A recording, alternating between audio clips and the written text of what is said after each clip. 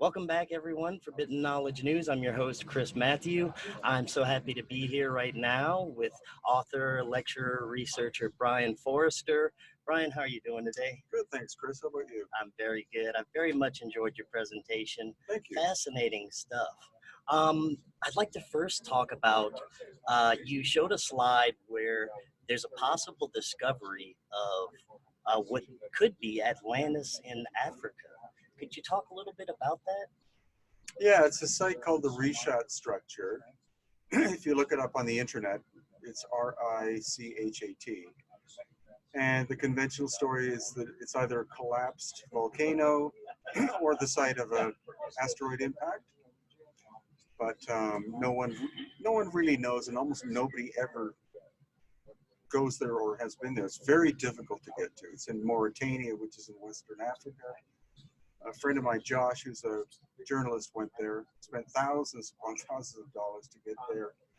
And it's like a lawless area. You can find it on Google Earth, and you can zoom in very close. There appear to be little buildings there, but you can't get close enough to get any detail. But he went on the ground and filmed it for at least a full day. And it doesn't appear that there's anything too amazing about it, unfortunately. So it's the same diameter that the city of Atlantis was supposed to be. But he was very disappointed, having done all of that work to get there, to find out that it's probably just something that looks, it's a natural thing that looks interesting. The position of it is beyond the Pillars of Hercules, which is what Plato said it would be. And most people think Atlantis was a continent in the Atlantic. Supposedly there's more spoken about the actual city of Atlantis than that. And so it appeared to be a good candidate, but unfortunately it didn't turn out to be something to pursue, at least not for me. Right, okay. Very interesting. And then you were also talking about the major cataclysms that occurred throughout history that most likely wiped out these advanced civilizations. And you were talking about one in particular in Greenland, that meteorite had a massive impact. Could you talk a little bit about that?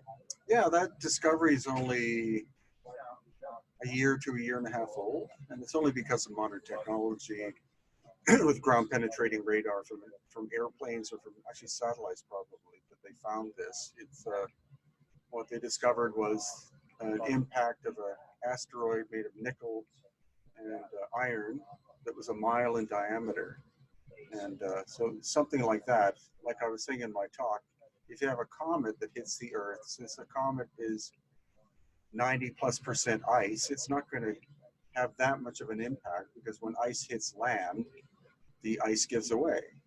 But if you have something that's metallic striking, then it's going to make a huge impact. It created a crater 31 kilometers in diameter, I think, and had the force of 47 million Hiroshima bombs.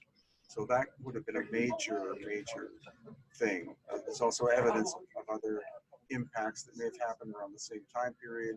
And it could be that happened at the beginning of what's called the Younger Dryas, which would be 12,800 years ago, which is also when the end of the last ice age happened. Very interesting. So that would have been an extinction event.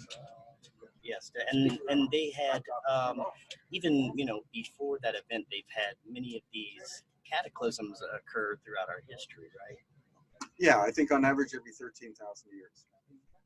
Every third, and with everything that's happening with our climate changing and the threats in space, do you think that within our lifetime that we would have to worry about one of these cataclysms again? Well, we're within the time window. Since this happened 12,800 years ago, and the average is 13, then we're 200 years away. But it's not like you're looking at a clock. Like there is some variability in terms of when it would occur. So it could happen in our lifetime, or we could miss it by 10 generations or more, maybe. Now, you were when we go to when you were speaking about the megalithic structures in Peru, in Cusco, the cutting of the blocks, you said that seemed to be individually cut and placed, and it seems to baffle modern day academia. academia as to why they did it that way. Could you talk a little bit about that? Well, it's not logical when you're building a building to have every block a different shape and size. Because if you have continuity, if you have a standard size like a brick, then you know how many bricks you require to go a certain distance. But to have everyone a different shape and size means that you're individually, I wouldn't even say handcrafting it, you're crafting each one individually to fit into place with the other ones. And any stonemason that I've taken there to look at it, they say it's completely illogical to do this that way. But obviously it was done. And if you had to theorize, why would you think that they had done it that way? That's the big question. Yeah. I think the whole thing about the megalithic structures were that the stones were meant to interlock with one another, so that the whole structure wound up being as if it was a single piece of stone. And why would you want that? Probably for resonance or vibrational reasons, that the whole thing was supposed to be energized and vibrate as a single unit. That's why no mortar would be used, because mortar would be like an insulator. It would dampen the energy as the energy is moving through the structure. So that's, again, one of the mysteries. I also found it very interesting when you were talking about how the Inca came later on and they built on top of these structures and around, and it's very obvious when you were showing, you can see the dramatic differences in the construction the Inca used versus these previous advanced civilizations. Talk a little bit about, the differences that you noticed. Well, it's night and day, because the megalithic work, each stone is an individual's unique shape and size. The stones three-dimensionally interlock with one another. And then with the Inca work, you have clay mortar with rough stone, packed together. So the Inca work, almost anybody could do, but the megalithic work, even, as I said, stonemasons and engineers who look at it and say, I don't know how it was done, and I don't know why you would go to this extent, because it's crazy. It's not for, people keep saying it's for earthquake proofing, but it's beyond that. Right. And when you look at the H blocks in Pumapunka, the cuts with laser precision, and it's also, you said, it's a mystery what exactly they were used for. Any theories on what the H blocks could have been used for? That's really up in the air, but what we do know is that originally there were probably 9 of them, because that's what we find there. We don't find the little town of Tiwanaku, which is next door. The colonial Spanish, and even before that, they took stone from Pumapunku and Tiwanaku to build foundations of their buildings and houses. We don't find any H blocks incorporated because they're a very weird shape. When you're building a foundation, you want something consistent, with probably flat surfaces to set into place. So they're a real anomaly. The main thing about them is each one's a different shape and size. They're not as if they were made in a mold, all exactly the same, and that adds another layer of complexity to the question. And they also have strange magnetic properties. Oh, very, very. Yeah. What happens with the compass when you move it along the H blocks? Well, some stones are more dramatic than others, but for example, the H blocks, they have an insert in the top and insert in the bottom. And when you take with one of them especially, you take a compass and you're away from the stone, so that the compass is registering the standard magnetic field and direction that it should be doing, like north, south, east, and west. And then when you take it in to the end of the insert, the compass needle will move by 270 degrees. And then when you pull it back out, it'll correct itself back to the normal magnetism that it should be showing. So it's obviously this magnetite in the stone itself, and the stone was likely chosen for its magnetic properties. But again, why that was is another big question. Yes, very interesting. Now, for the last half of our little talk, I'd like to talk about your second presentation, the elongated skulls of Peru. Now, in Cusco, the skulls that were found were not only the largest, you said, but they had red hair, which was not a native characteristic, right? Right. Well, when we think of native people of the Americas, we think of, in general, dark-skinned people with straight black hair with brown eyes. I mean, almost anywhere you go, we find 100% indigenous people. That's the look, and that's consistent with the migration of people 12,000 plus years ago from Southeast Asia area. But what we find with the Paracas is genetically dark red hair, the likelihood of lightish skin, and possibly green or blue eyes. So that's what makes them an anomaly.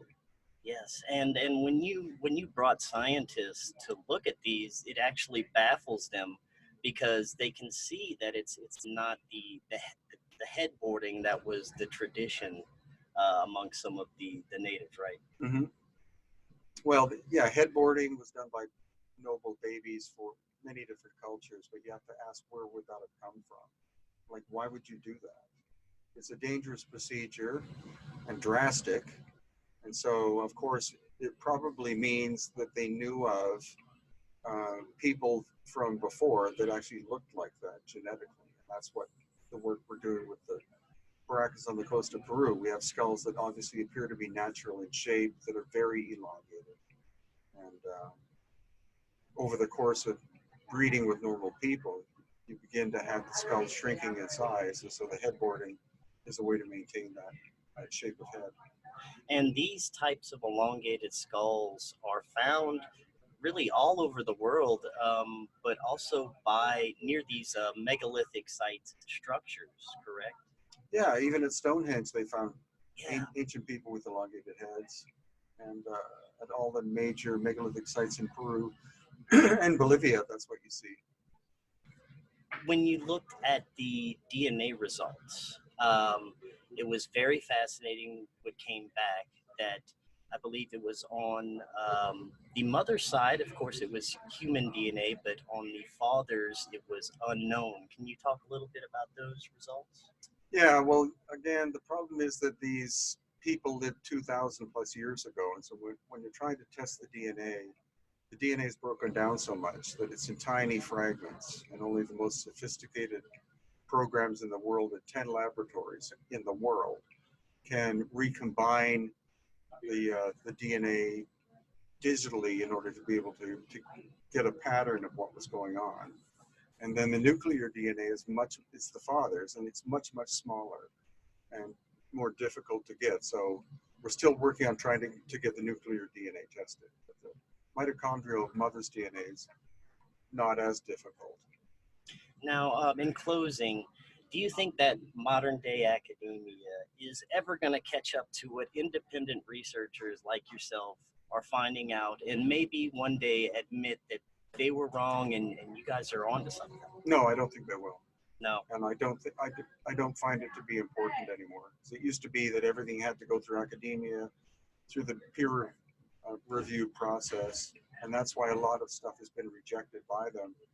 Not because it's not scientific work that's been done, it's just they don't like the result. And that's not a scientific approach. You're supposed to be in pursuit of the truth, not in pursuit of something that fits into your paradigm. So it's up to independent researchers and going to events like this to show the general public, because it belongs to the people of the world. It doesn't belong to a small society or group. Yeah, I love that you said that it doesn't matter anymore. No. You're 100% right. Yeah. Yeah, and thank you so much, Brien. Awesome My presentation. pleasure. And you enjoy the rest of the conference. I will. Thank you. All right, thank you.